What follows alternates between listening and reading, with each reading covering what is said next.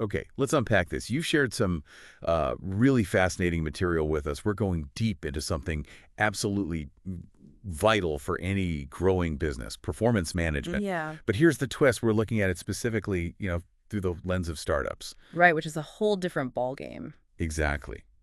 Think about the startup world. I mean, Wow. it's wild, it's fast-paced, resources are always stretched thin, and growth often feels like, well, controlled chaos, maybe. Or sometimes just chaos.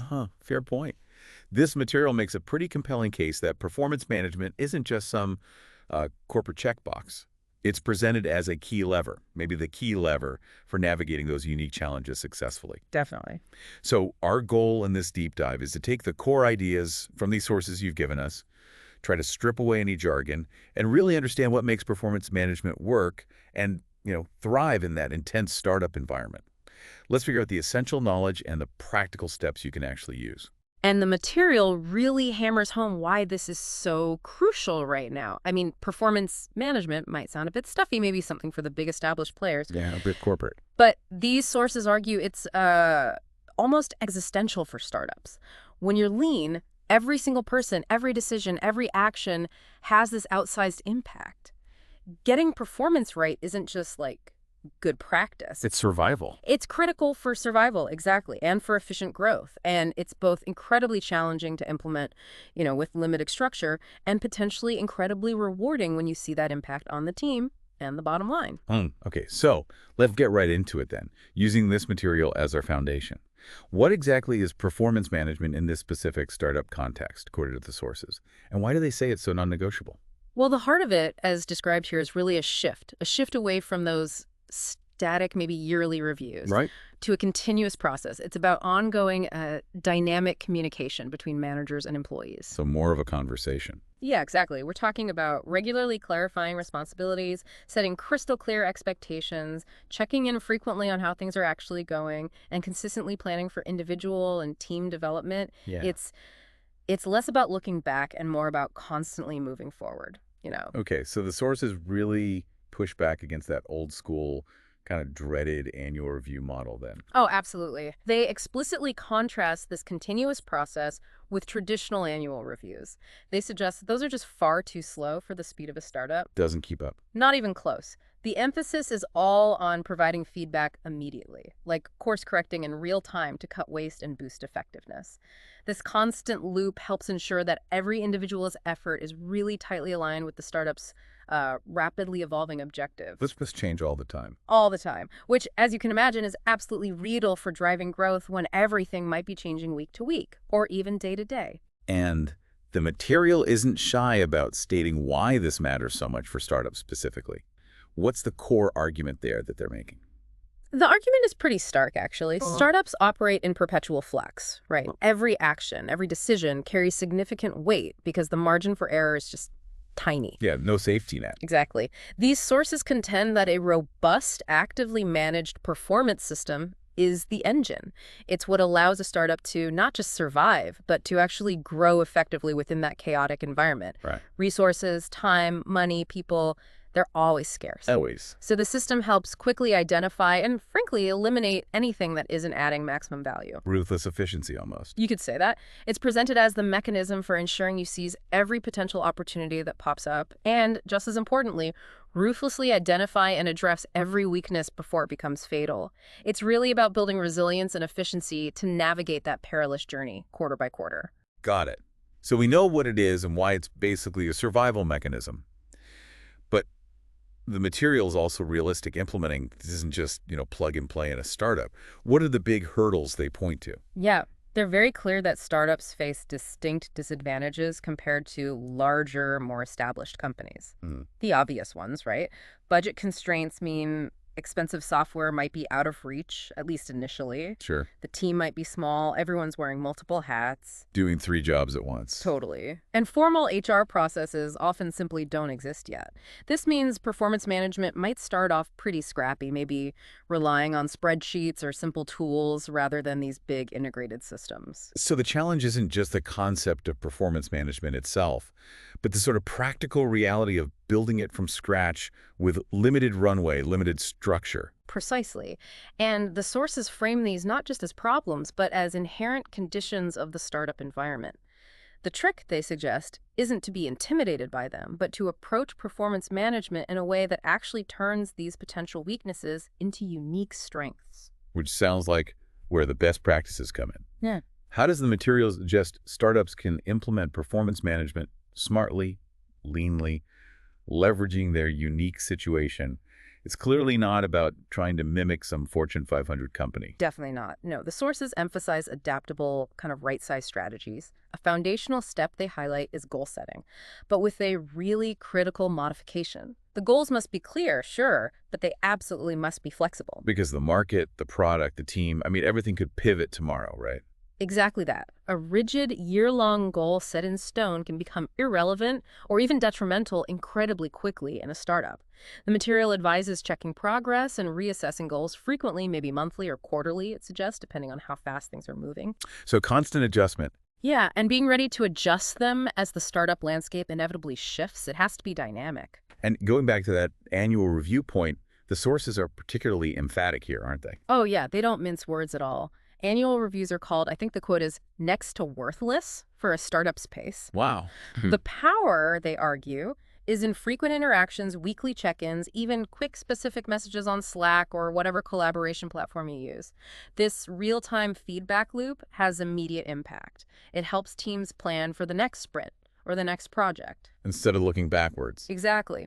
Rather than dwelling on feedback from 6 or 12 months ago that might relate to a problem that doesn't even exist anymore or a project that's long finished. Okay, so dynamic goals and ultra-frequent feedback.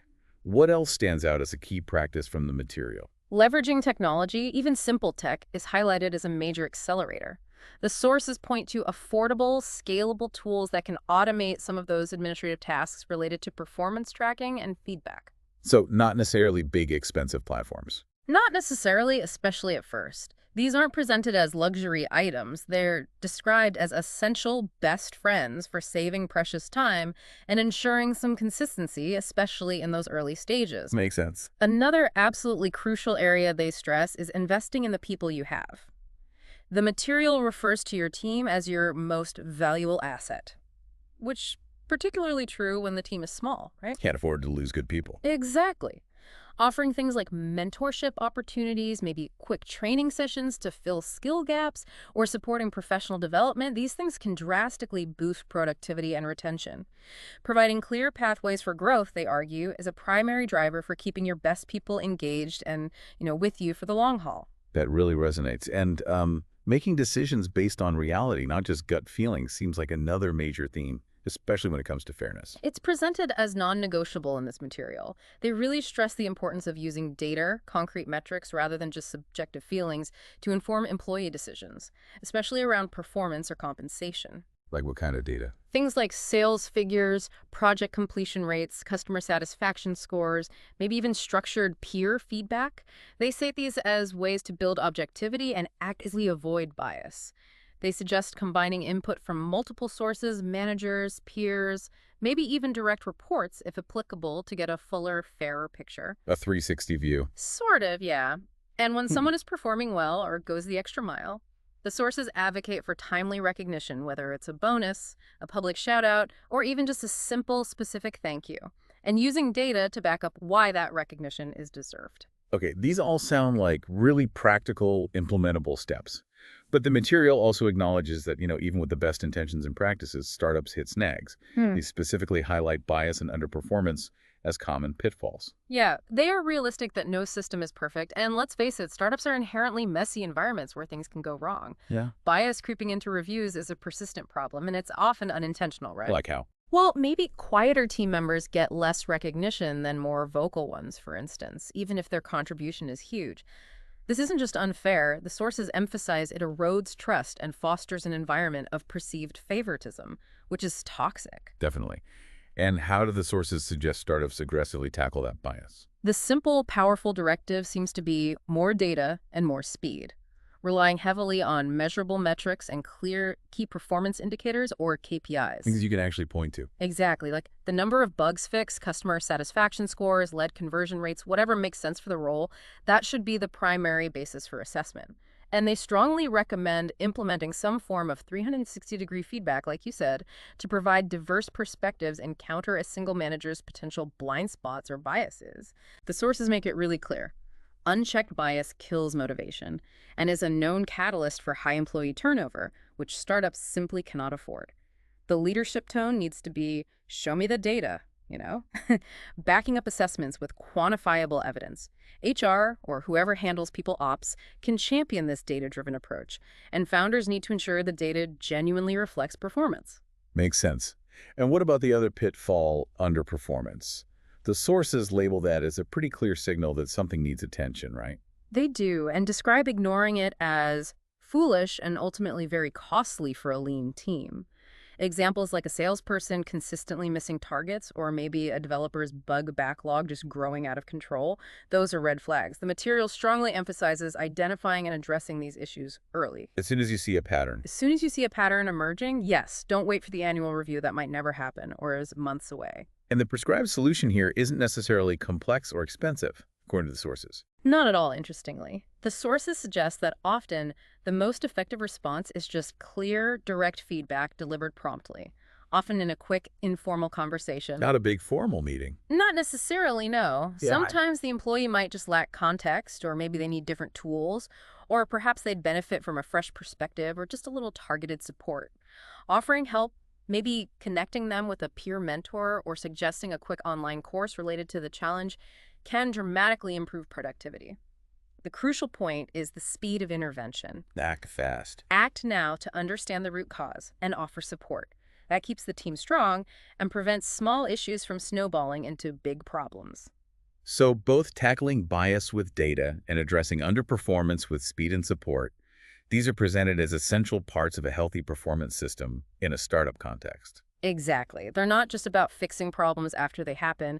They're mechanisms for continuous correction and adaptation, ensuring the startup stays aligned and effective as it, charges forward. This deep dive has really pulled out some powerful insights from the material you shared with us. We've seen why performance management isn't really optional for startups, the specific challenges of doing it lean, and those practical best practices, setting flexible goals, demanding frequent real-time feedback, leveraging technology smartly, genuinely investing in your team's growth, and using data as your guide for fairness. Right. And we've explored how the sources advise tackling those inevitable pitfalls like bias by insisting on data-backed assessments and underperformance, by intervening early with clear feedback and support. The central takeaway from this material is pretty compelling, I think. Yeah. Performance management, when it's adapted for the startup environment, lean, fast, data-driven, it can actually transform those inherent challenges, like limited resources or lack of formal process, into real competitive strengths. So it's fundamental, not just for process efficiency, but for driving actual growth.